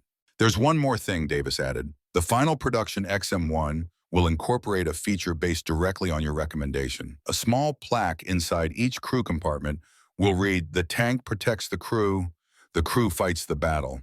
I thought you'd want to know. As his transport plane lifted off from Aberdeen, James reflected on the journey that had brought him here. From the discoveries in his father's journal to the test tracks of the Army's most advanced tank program, he had followed a path guided by principles established decades earlier during humanity's most destructive conflict. The XM1, soon to be designated the M1, Abrams would enter service in the early 1980s, becoming the backbone of American armored forces for decades to come. Its revolutionary design would establish new standards for tank performance, but more importantly, it would prioritize crew protection in ways no previous American tank had done. If war came with the Soviet Union, the crews of those tanks would have significantly higher survival chances because of changes implemented during these critical development phases. James opened his father's journal, turning to the final entry written just after Germany's surrender. Michael Steele had penned these words while preparing to return home, his war service complete, his tank crew miraculously intact despite years of brutal combat. A tank is merely steel arranged for purpose. Its true strength lies not in its armor or its gun, but in the hearts of the men who fight it. They trust their lives to its protection. That trust must never be betrayed by those who design these machines, by those who approve their production, or by those who command their deployment. The moment we value production schedules or performance statistics above the lives of our tank crews, we have lost more than a war. We have lost our humanity. James closed the journal, carefully returning it to his briefcase. His father's war was long over. The Cold War continued its dangerous dance of deterrence and capability. If that Cold War ever turned hot, American tank crews would face the Soviet onslaught in vehicles designed with their survival as a primary consideration, not merely a production convenience. That would be his father's true legacy, and now his own as well. Not glory or victory or technological superiority, but the lives of young Americans preserved through dedication to a simple principle that some things matter more than efficiency, more than schedules, more than cost. Some principles transcend bureaucracy and politics and production metrics. As the American coastline disappeared behind him, James felt a profound connection to the past and responsibility to the future. Whatever challenges awaited in his new assignment, he would face them with the same unwavering commitment to the men who served under him and the principles that gave that service meaning. The future of American armor would be determined not just by engineers and politicians, but by the officers and crews who operated the vehicles in combat. James Steele, Major United States Armor Corps, was now part of that future, carrying the hard-won wisdom of the past into whatever challenges lay ahead. The torch had been passed, the legacy continued. The desert stretched endlessly beneath the helicopter, pale gold under the merciless sun. Colonel James Steele gazed down at the Saudi Arabian landscape, recognizing its tactical implications with the practiced eye of a career armor officer. Perfect tank country, open flat with exceptional visibility and few natural obstacles. The kind of battlefield American armored doctrine had been designed for since World War II. January 1991. Operation Desert Shield was transitioning to Desert Storm as the United States prepared to liberate Kuwait from Iraqi occupation. The largest deployment of American armor since World War II had transformed the Saudi desert into a vast staging area, tanks and fighting vehicles arranged in precise formations, awaiting the order to advance. James now commanded the 2nd Brigade 1st Armored Division, a powerful formation comprising over 100 M1A1 Abrams tanks and nearly 200 other armored vehicles. The culmination of a 20-year career that had begun at Fort Knox under Master Sergeant Wilson's tutelage and now brought him to command in America's first major conflict since Vietnam. The irony wasn't lost on him. The M1 Abrams tank he had helped refine during that critical test period at Aberdeen now formed the backbone of his combat power. The design modifications he had fought for, particularly the protected ammunition compartments with blowout panels, were standard features on these desert-tan behemoths. His conviction had been vindicated by subsequent testing and combat simulations. Now those design features would face the ultimate test: actual combat against Soviet-designed Iraqi tanks. The helicopter banked toward the brigade headquarters, a collection of tents and command vehicles arranged in the shelter of a low ridge. As they descended, James spotted his executive officer, Major Robert Taylor, waiting beside a Humvee. Taylor was 42, a capable officer who compensated for his lack of combat experience with meticulous attention to detail and unwavering loyalty to his commander. "Welcome back, sir," Taylor greeted him as the helicopter lifted away. "How was the Corps' briefing?" "Illuminating," James replied, climbing into the vehicle. 7 Corps will spearhead the main attack. Our division forms the eastern flank with British forces on our right. We'll penetrate Iraqi defensive lines, then pivot northeast to engage the Republican Guard divisions. Taylor nodded, processing the information with professional efficiency. "Timeline? 48 hours. Air campaign continues until H hour, then we move. I need the battalion commanders at my CP in 30 minutes for preliminary orders." As they drove toward the command post, James reflected on the journey that had brought him here. After his involvement with the XM1 program, he had returned to Germany, rising through command positions while maintaining his technical expertise. When the Berlin Wall fell in 1989, he had been a lieutenant colonel commanding a battalion in the 3rd Armored Division, overseeing the beginning of massive force reductions as the Cold War wound down. Then came Iraq's invasion of Kuwait in August 1990 and the rapid deployment of American forces to Saudi Arabia. James's reputation as both a tactical commander and technical expert had earned him accelerated promotion to full colonel and command of 2nd Brigade, 1st Armored, the famous Siege Iron Brigade, with its proud history stretching back to World War II. The command vehicle pulled up to the Brigade Tactical Operations Center, a large tent humming with activity. Intelligence officers updated situation maps, communications specialists monitored radio traffic, staff officers prepared movement orders. James paused at the entrance, surveying this controlled chaos with appreciation. His brigade staff had molded themselves into a formidable team during months of desert training. Inside the operations center, a large sand table dominated the center space, meticulously recreating the terrain of southeastern Iraq and Kuwait. Around this tactical model, James gathered his battalion commanders, 4 lieutenant colonels commanding the maneuver and support elements of the brigade. Men he had personally selected for their combination of technical competence, tactical acumen, and leadership ability. "Gentlemen," he began once they had assembled, "in 48 hours we begin the liberation of Kuwait. I've just come from Corps headquarters where General Franks outlined the final attack plan." He moved to the sand table, indicating their current positions along the Saudi border, then traced their planned road of advance into Iraq. "We'll penetrate here, bypassing these defensive positions, then drive northeast toward the Republican Guard. Intelligence estimates we'll face at least 2 armored divisions equipped with T-72s and T-62s. Approximately 500 tanks against our 100. Numerical disadvantage, but qualitative advantage." Lieutenant Colonel Richards, commander of 1st Battalion, raised a hand. "Iraqi defensive preparations, sir? Extensive but predictable. Minefields fortified, positions triangulated artillery. Nothing our breach teams can't handle. The greater challenge comes after the breach, when we begin the exploitation phase. Speed will be essential, preventing Iraqi forces from establishing new defensive lines." For the next hour, James outlined the detailed operation plan, carefully exploring contingencies and ensuring each commander understood not just their individual role, but the larger operational context. When the formal briefing concluded, he invited questions, encouraging open discussion of concerns. "One final point," James said as the meeting neared its end. "We've spent decades preparing for this moment, training on these vehicles and with these tactics. The M1 Abrams is the finest tank ever fielded by any nation. But technology alone doesn't win battles. It's the skill, courage, and determination of the crews that will make the difference." He paused, making eye contact with each commander. "Our greatest advantage isn't our thermal sights or composite armor or 120-millimeter guns. It's the quality of our soldiers and their training. Trust them, lead them, and remember why we're here, not for glory or conquest, but to liberate a nation from aggression and then go home."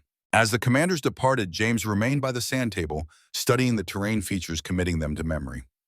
Major Taylor approached with a cup of coffee. "You've been preparing for this your entire career, sir." James accepted the coffee with a nod. "Not just me, Taylor. 3 generations of American armor officers have prepared for this moment. My grandfather in World War II, my father in Europe during the Cold War, now me in the desert. Different battlefields, same principles." "Sir?" James traced the planned route of advance across the sand model. "Protect your crews, maintain momentum. Strike where the enemy is weak, not where he's strong. My father taught me that through his journal, not knowing I'd apply those lessons in combat 46 years after his war ended." He reached into his pocket, withdrawing a compass, weathered by age, and used the glass face scratched but still functional. Wilson's final gift, the compass that had guided his father's Sherman across Europe, now accompanying his son into another desert war. "Get some rest, Taylor. The next 72 hours will determine whether all our preparation was sufficient." 2 days later, in this pre-dawn darkness, James stood in the commander's hatch of his M1A1 Abrams, the massive 70-ton vehicle vibrating beneath him as his turbine engine idled with restrained power. Across the Saudi border, his night vision devices revealed the brigade's vehicles arranged in attack formation, a modern armored legion prepared to advance.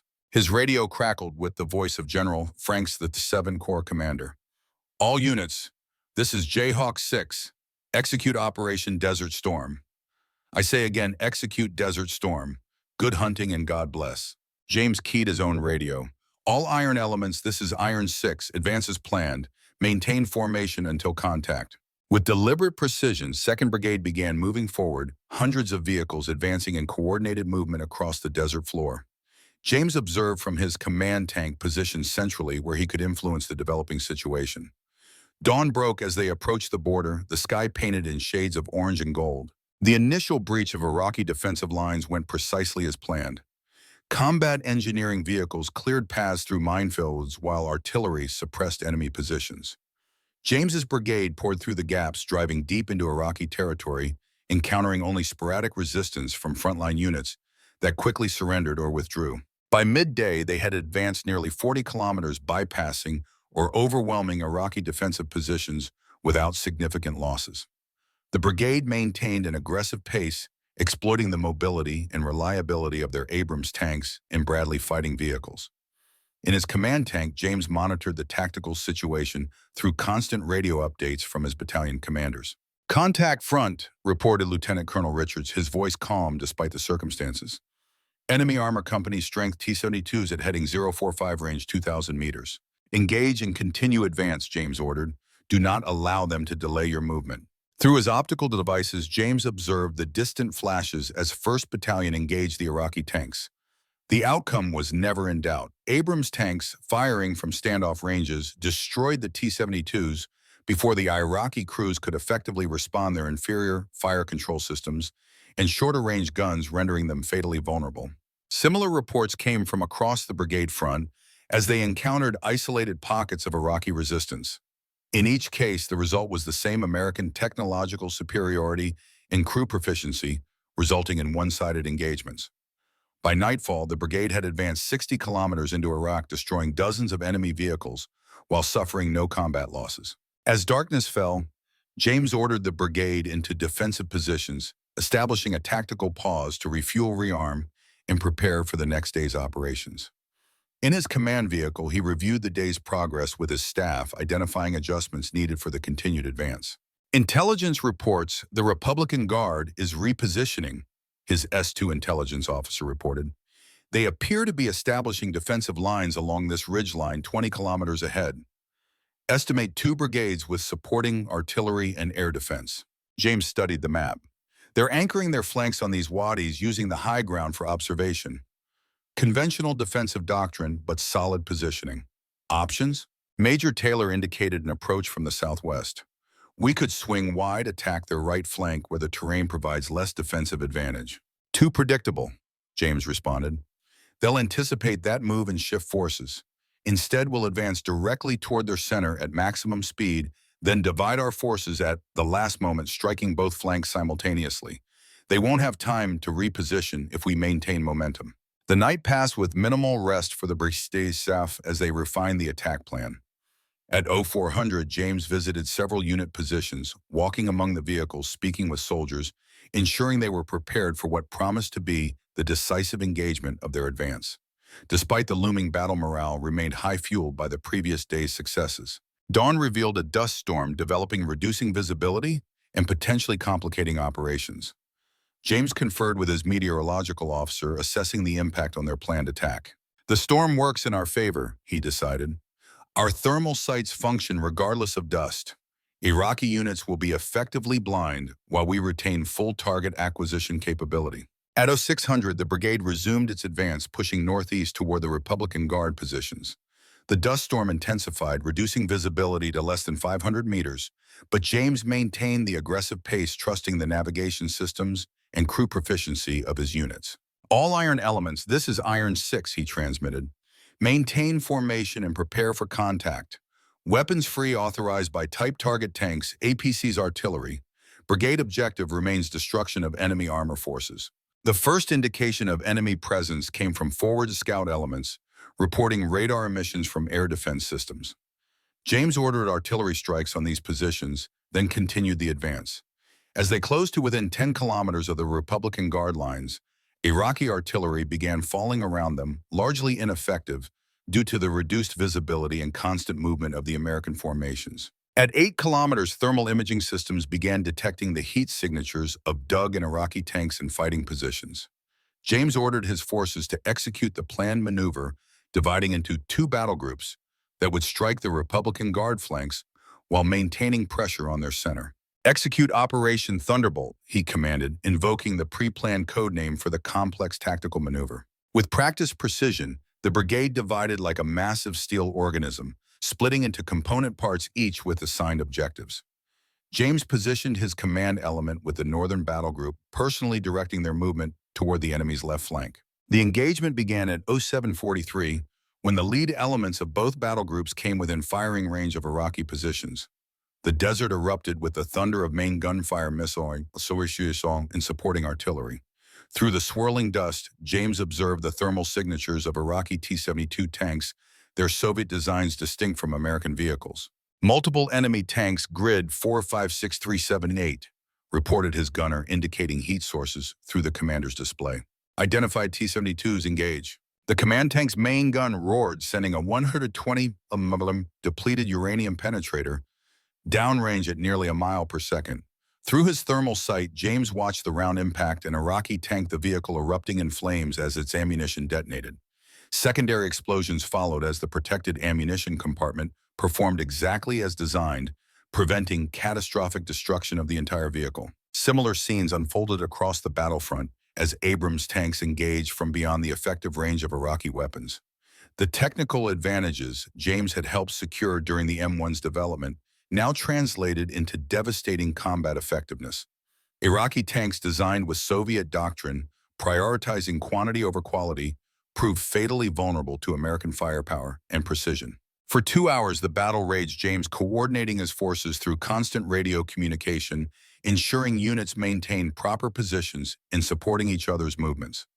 Despite the intensity of combat, American losses remained minimal. 3 tanks damaged, none destroyed, while Iraqi vehicles burned across the battlefield. By 1,000 hours, the Republican Guard position had collapsed, its survivors retreating in disarray toward Kuwait City.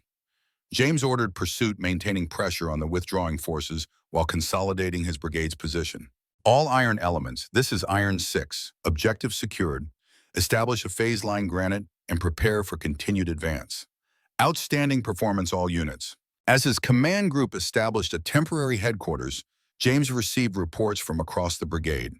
The engagement had been decisive, with over 80 Iraqi tanks and armored vehicles destroyed against minimal American casualties.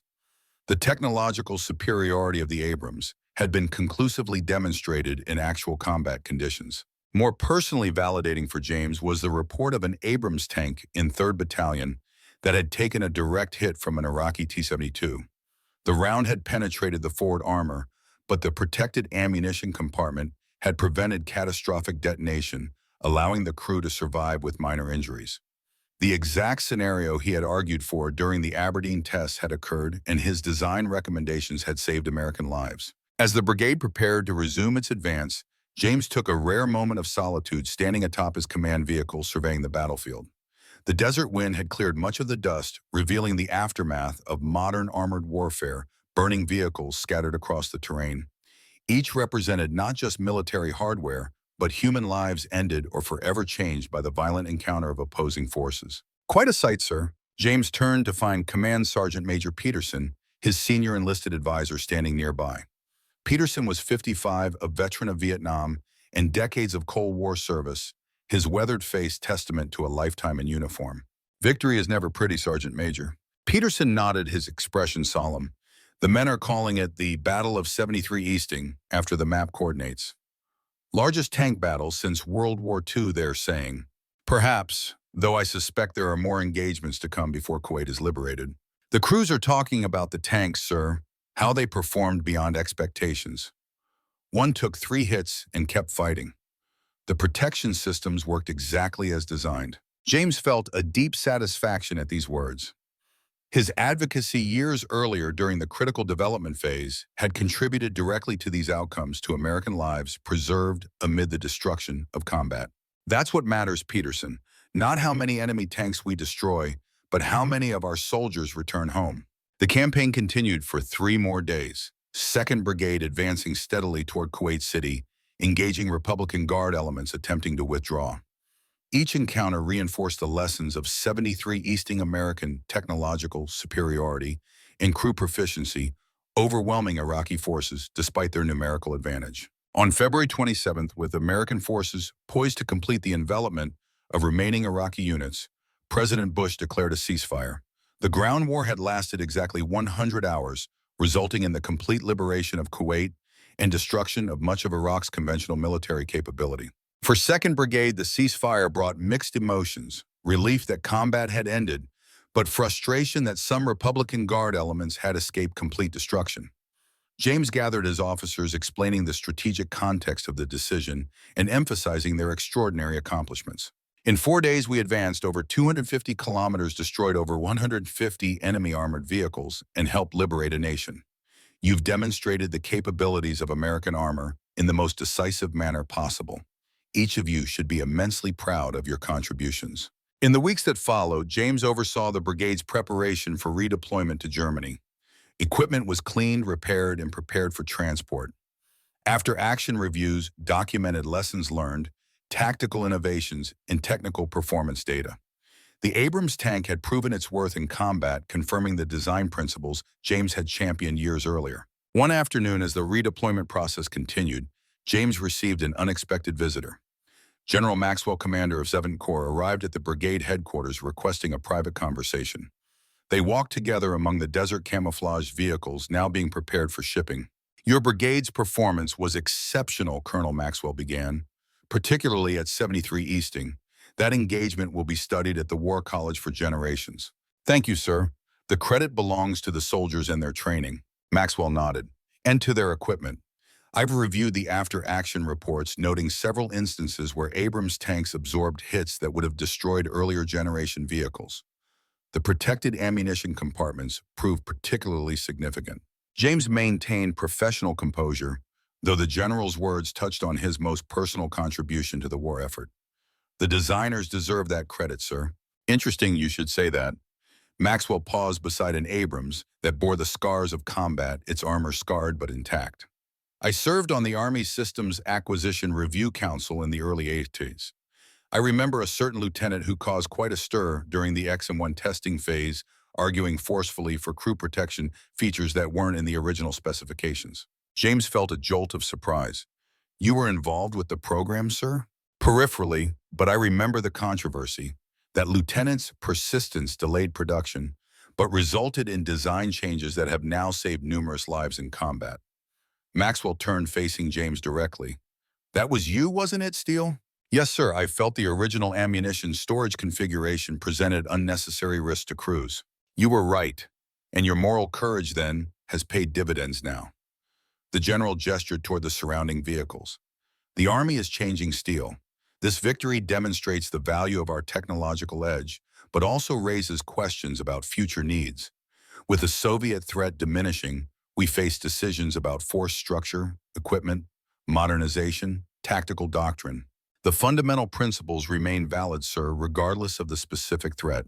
I agree, which is why I've recommended you for promotion to Brigadier General, an assignment to the Armor Center at Fort Knox. We need leaders who understand both the technical and human dimensions of armored warfare, especially as we enter this period of transition. James absorbed this news with measured reaction. Promotion to general officer represented the pinnacle of military achievement, but also meant leaving direct command of troops for the world of policy and doctrine development. The assignment would begin this summer after your brigade completes redeployment to Germany. You'd be responsible for developing the next generation of armor doctrine, incorporating lessons from this conflict. I'm honored by your confidence, sir. Maxwell smiled. It's not just my confidence, Steele. Your reputation among both technical specialists and combat commanders is exceptional. Few officers bridge that divide successfully. We need that perspective as we shape the future of the armor force. After the general departed, James remained among the vehicles deep in thought. The proposed assignment represented an opportunity to influence armor development at the highest levels, ensuring the lessons of Desert Storm weren't forgotten as budget pressures and changing threats drove future decisions. He thought of his father's experience after World War II, when the hard-won knowledge of Sherman tank crews was subordinated to production efficiency in subsequent designs. He thought of Wilson's combat wisdom, passed down through personal mentorship rather than formal doctrine. He thought of Harrington's warnings about the institutional forces that prioritize schedules and specifications over crew protection.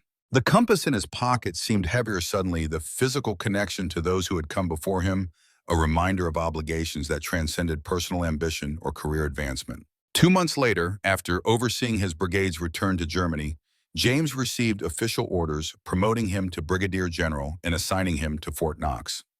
Before departing Europe, he gathered the officers who had served under him during Desert Storm, hosting a dinner in a small guest house near their base. I've been blessed throughout my career with exceptional mentors, he told them, raising a glass in toast. From Master Sergeant Wilson, who taught me that tanks are merely steel, but the men who crew them are irreplaceable, to each of you who demonstrated that principle in combat. The future of American armor doesn't rest in technology alone, but in leaders who understand both the capabilities and limitations of these machines. The gathering continued late into the evening, war stories and professional discussions blending together in the camaraderie of shared experience. As the night concluded, Lieutenant Colonel Richards, the 1st Battalion commander, who had performed so exceptionally at 73 Easting, approached James privately. Permission to speak freely, sir? Always Richards. We've been through combat together. Formality seems unnecessary. Richards nodded. The men have been talking about what happened at 73 Easting. Not just our tactical success, but something more specific. 3 tanks in my battalion took direct hits from Iraqi T-72s. In all 3 cases, the ammunition compartment design prevented catastrophic destruction. All crew members survived. He paused, then continued more personally. One of those tank commanders was my brother-in-law, sir. His wife, my sister, is still a wife because of those design features. The word has spread among the crews that years ago, you fought for those specific modifications against resistance from the program managers. They're calling you the tank father behind your back. James felt unexpected emotion at these words. I was just doing my job, Richards, making sure our equipment served its crews as well as they served their country. With respect, sir, it was more than that. It was moral courage standing up for what you knew was right when it would have been easier to remain silent. Richards extended his hand. On behalf of my sister, my nieces, and every tank crew that came home whole, thank you. Fort Knox, Kentucky, summer 1992. Brigadier General James Steele stood in the morning sunshine watching a column of Abrams tanks conducting tactical movement training. The vehicles moved with precision across the familiar training grounds, where his own career had begun over 20 years earlier, under Wilson's demanding tutelage. Now he stood on the opposite side of that equation, responsible for shaping the training and doctrine that would guide the next generation of armor officers. His office walls displayed the physical manifestations of his journey, the Silver Star from Desert Storm, his father's technical drawings from Project Wolverine, photographs of 2nd Brigade's advance into Iraq. And prominently displayed in a custom wooden case, Wilson's compass, the instrument that had guided 3 generations of American tank commanders through 3 different wars. a physical reminder that amid technological evolution and changing threats, certain principles remain constant. Major David Allen, his aide, approached from the headquarters building. "They're ready for you, sir. The delegation from Congress has arrived for the briefing." James nodded. "Thank you, David. I'll be there momentarily." The congressional delegation represented the first major challenge of his new position.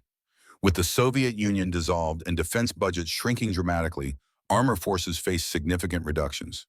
Some lawmakers questioned the need for continued investment in heavy forces like the Abrams, arguing that lighter, more deployable units represented the future. James had prepared carefully for this briefing, understanding that the future of American armor hung in the balance. Not just funding for equipment, but preservation of the institutional knowledge and combat experience so painfully acquired. The briefing room fell silent as he entered the assembled lawmakers and staffers studying him with political calculation. Chairman Thompson of the House Armed Services Committee began with perfunctory introductions, then cut directly to the purpose of their visit.